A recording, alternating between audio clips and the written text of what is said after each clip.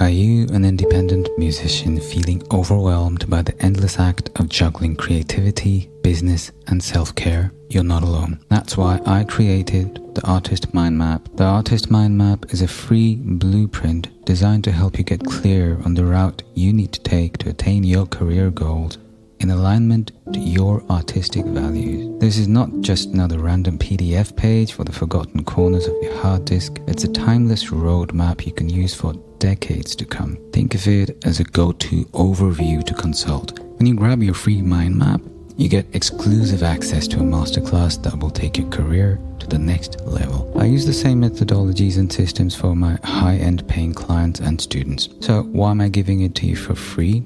Simple. I want to build a community of artists who can count on each other for safe spaces. Music saved my life. I believe that you have all that it takes to be the artist you were meant to be, if you're willing to put in the work. And more importantly, understanding what that work is. And the Artist Mind Map was designed to help you do exactly that. So if this resonates with you, go to artistmindmap.com and download this resource. artistmindmap.com. Welcome to another session solo cast. These solo casts were designed to help independent artists and musicians like you navigate the very complex labyrinth that is your artistic practice and career. They're based on empirical research and experiences of my own career as an independent musician and an educator and coach working with artists just like you. The primary aim behind these sessions is to offer accessibility to the kind of education many of us need to work with in order to forward ourselves in these very confusing times as empowered and independent artists in the truest sense of the word. Hello there. Welcome back to the bus you're loading. This is season 9 and I've been away for a while, over a month now. So thanks for being back. For those of you who might have been following me on my socials, or better still, been reading my newsletter, you will have known that I'm going through major changes. Major changes in my work, my approach to my art, to my career. And I guess it's the kind of thing most artists say more often than we probably realize. But in this case, this is deep inner, I almost use the word transformation, but it's not a transformation, it's more of an evolution, I'd like to think, that I am in the midst of. And the reason I open today's podcast with that is, going forward, there will be changes in the manner I curate this podcast as well. Nothing major, but for one, I want to stop doing hyper-edited, hyper-slick episodes. Because, one, to be absolutely honest, the kind of time needed was the kind of thing I don't think I have anymore, full disclosure. But there's something a little more important than that. I want to try and have real conversations with you. Even if it's just me on the other side of the microphone when I speak into it, I want to make sure that this sounds like a conversation and not just some generic, edited, contrived product that I'm presenting to you. I don't want to offer you quote-unquote products. And even if I do offer some, I don't want them to be generic. I want to give you something that is an actual insight into who I am, what my life is like, what I'm going through. So if we connect, which is the crux of what this is all about, what I do is all about, connection, it'll be because we really want to, and not because I ended up giving you some version of something which I didn't mean to. If all of that sounds really out there and really weird, I apologize from the bottom of my heart. Hopefully, as we progress through the next seasons, we will get a better feel for what exactly I'm talking about. I'm addressing a point called emotional processing today, a theme called emotional processing today. It's particularly relevant to what I'm going through myself at the moment. I'm finally back in my home base in Berlin after 6 months of being on the road. For those who came late, 2025 was the first time I finally went on tour again, touring internationally since the pandemic. And what it's confronted me since I've been back is how much more complex touring as an artist in this day and age can be. And one of the major reasons this is the case is the theme I'm about to address today: emotional processing. So, what is emotional processing in the first place? For those of you who might be unfamiliar with the term, have never heard of it, I'll try and get into how this is relevant to what we do as artists, creatives, especially musicians. But then again, a lot of creatives today, also are on tour quite a bit. Authors, speakers. So if this is one of you, a lot of this might apply to you as well. Generally speaking, life gets a bit high octane as a traveling musician or creative. A lot of times we're dealing with a lot of spotlight. It's always on us. And the spotlight isn't always about being on stage and actually having a literal spotlight on our faces, though that is also an inherent part of the journey. Fun fact, I actually started wearing dark glasses on stage.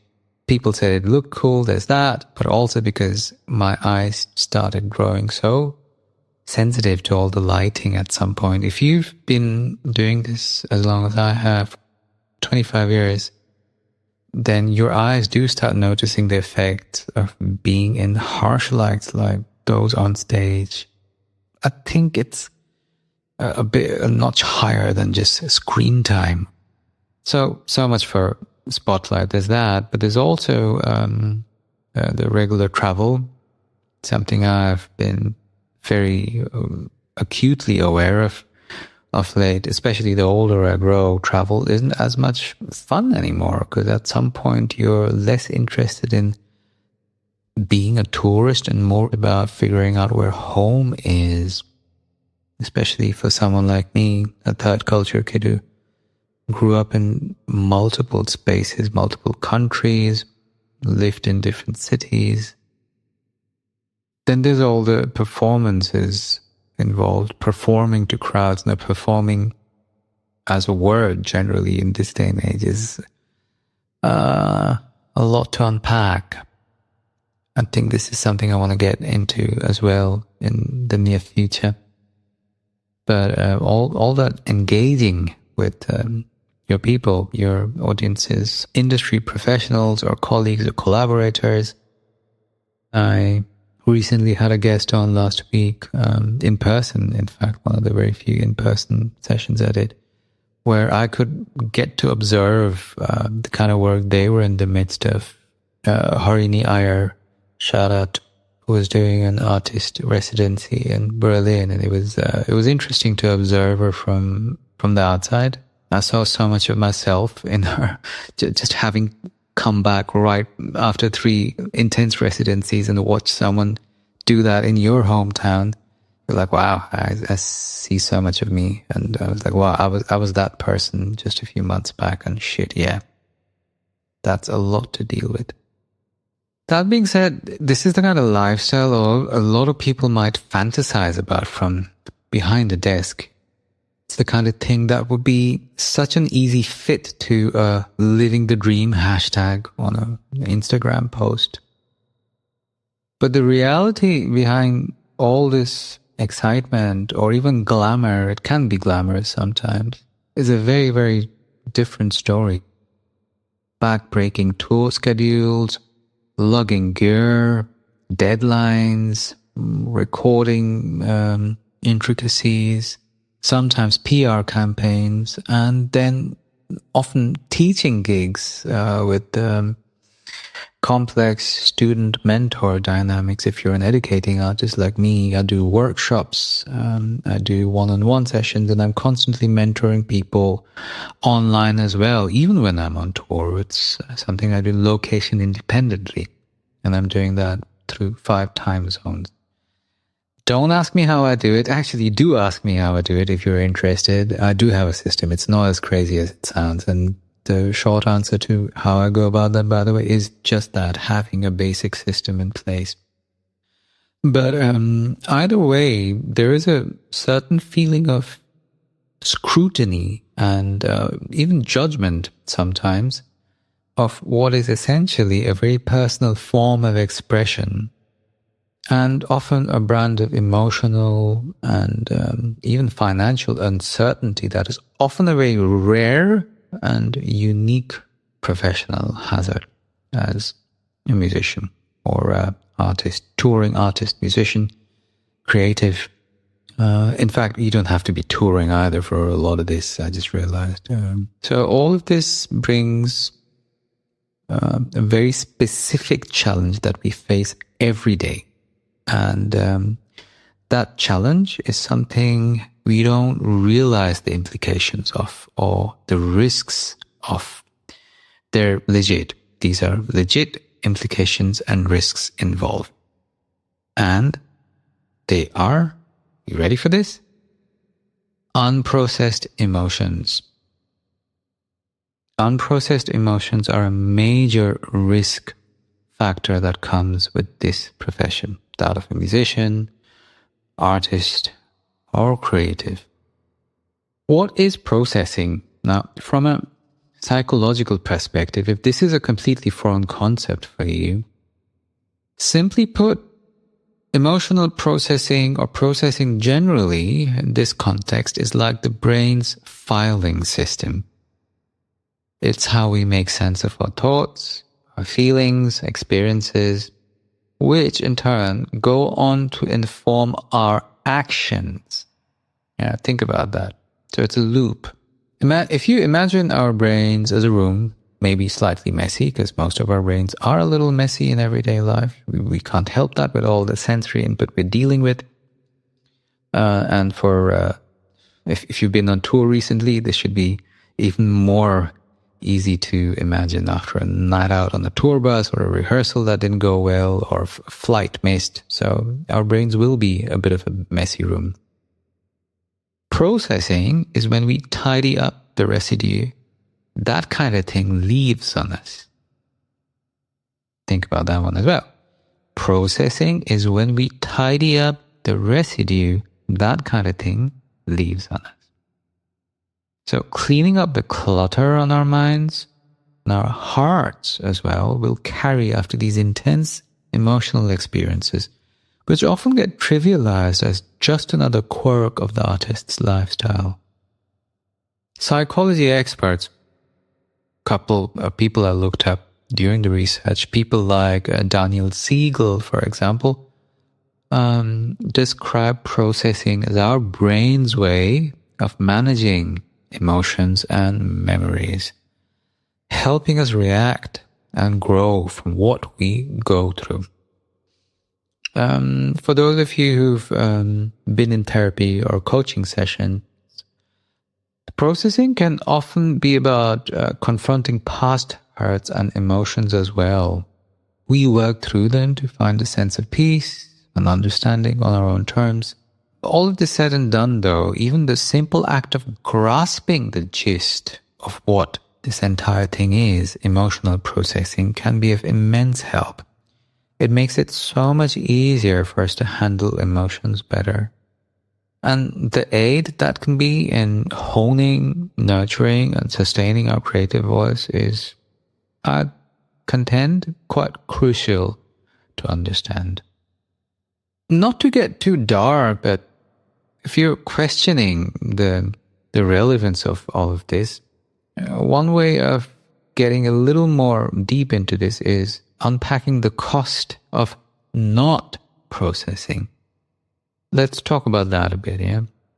When we don't take the time to process our experiences, the consequences are usually a lot more severe than we probably realize on the surface. Because without the opportunity to digest what we've been through, we risk carrying an accumulation of unresolved events.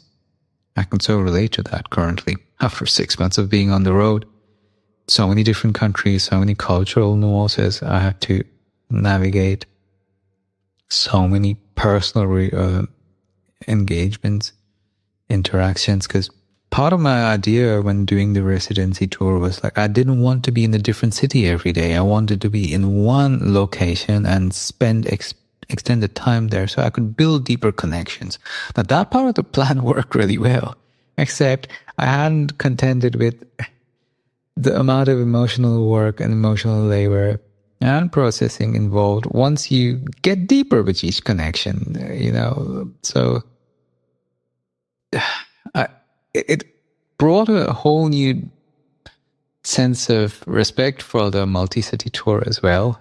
Maybe some of our predecessors did know what they were doing when they set up these super, what's the word I'm looking for? Super well-organized dates where your job was to just get on a bus or hop on a flight, go to sound check, get on stage, wrap up and hop onto the next flight. Because that way, yes, it is a bit sterile, but there's lesser emotional entanglement. That's a whole different story. But anyway, either way, regardless of what your traveling format or your workflow or tour flow is, over time, one way or the other, without the opportunity to digest what we've been through, we're carrying a lot of accumulated unresolved events and emotions.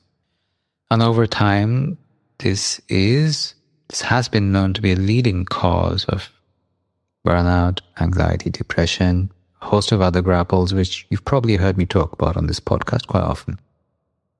So, that being said, the toll of not processing extends beyond just our mental health, though. In the artist's case, it actually affects our career directly. Creativity is the lifeblood of any artist and requires a kind of mental clarity and emotional balance that very few educators have actually taken the time to explain to their mentees. When it's compromised, a musician will eventually struggle to find inspiration. Think about that one again. When it's compromised, when creativity is compromised, a musician will eventually struggle to find inspiration. And the result is often the classic creative block or a decline in the quality of our work.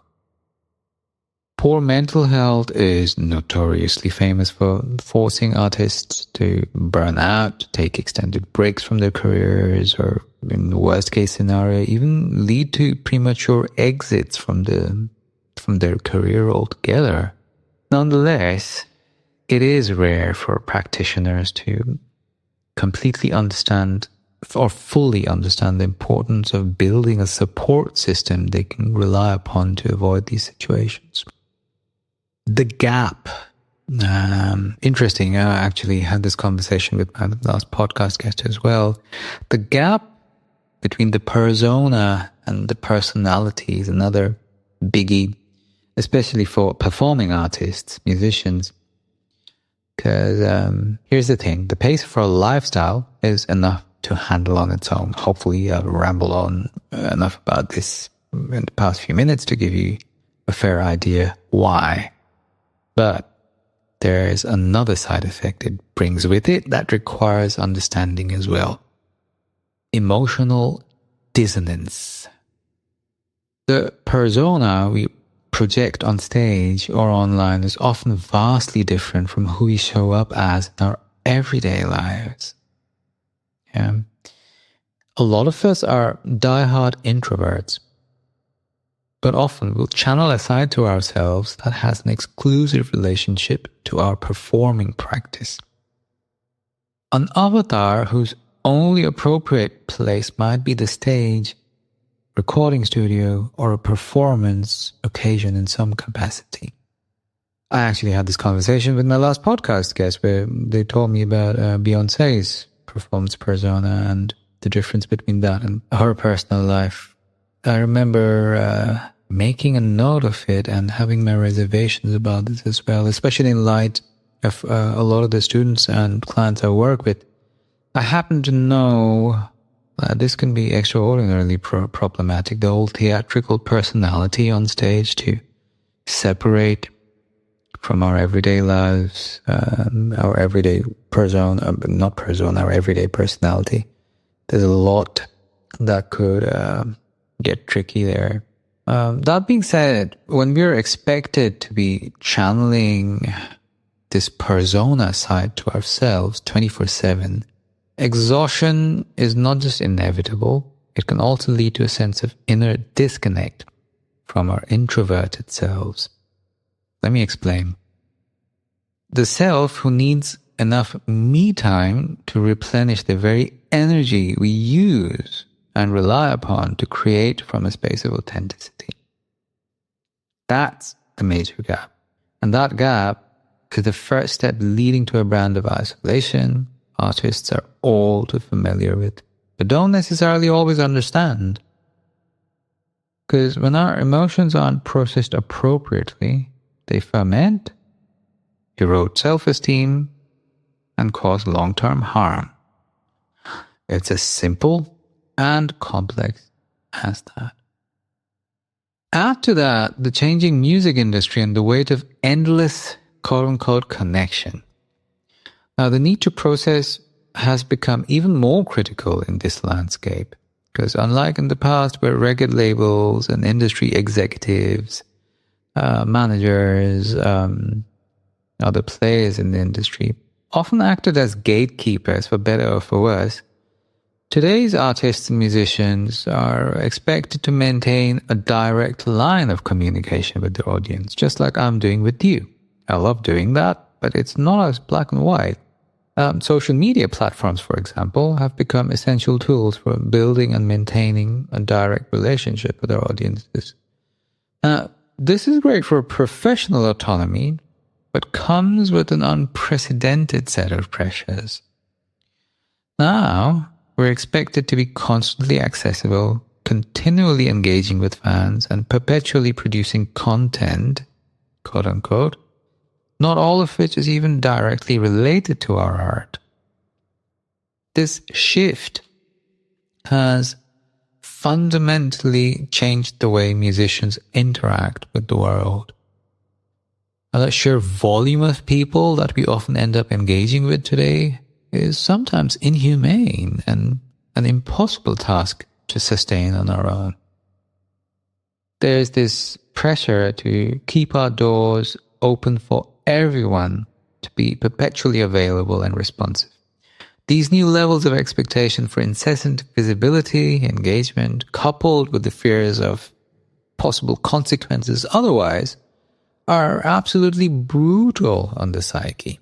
It places a burden on today's artists that leaves very little room for one of the most fundamental pieces in the art-making process: self-assessment and self-nurture. So what's the path forward here? In my opinion, it's prioritizing inner work. It's the only way we get to navigate these overwhelming orders. The only solution, in my opinion, lies in the importance of inner work, maintaining that internal compass, obviously prioritizing our mental and emotional well-being, integrating it into our careers. All of this needs to be established as a non-negotiable skill for artists or creators of any kind. I keep saying that. Again, it's as simple and complex as that. Now, if you're anything like me and you're confronted with these realities for the first time, then at this point, what you're hopefully asking is, where do I start?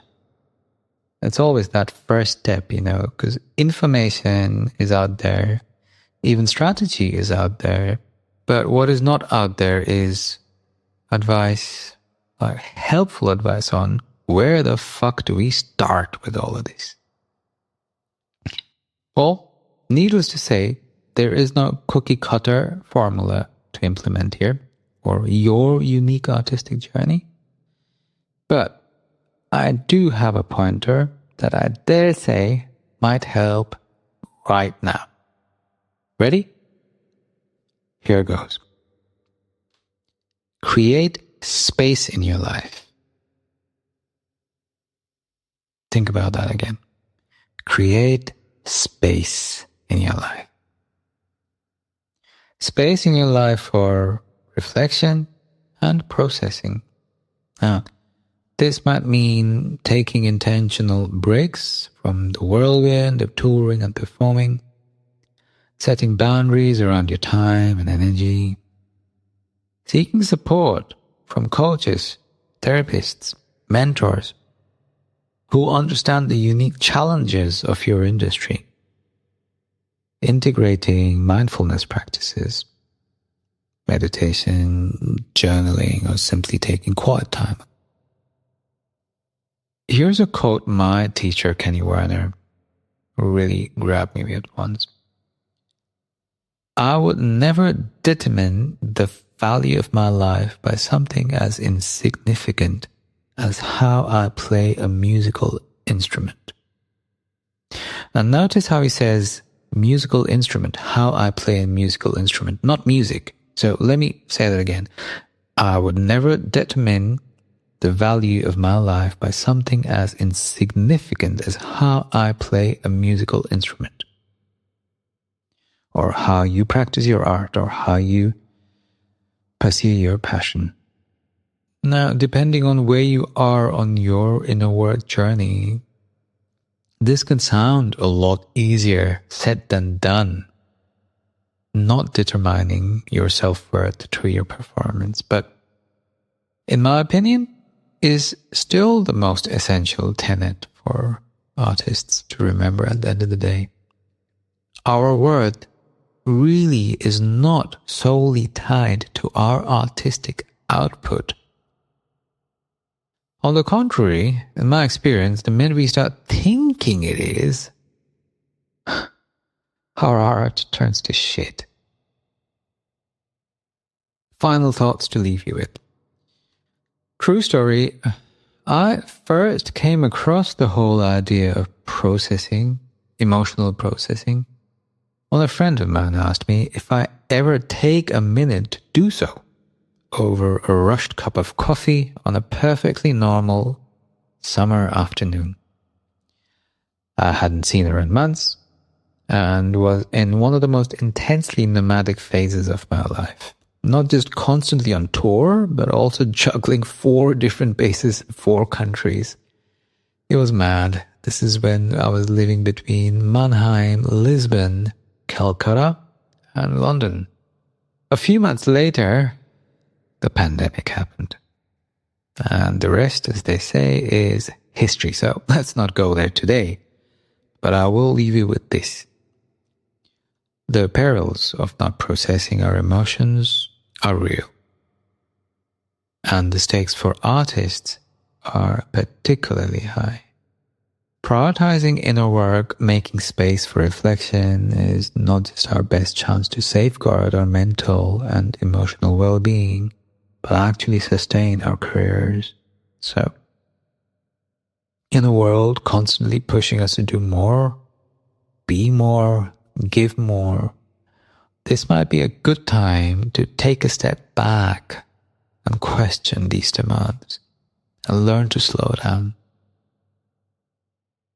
Slow down, reflect, and reconnect with ourselves first instead. So we can do less and mean more. Hope that helps.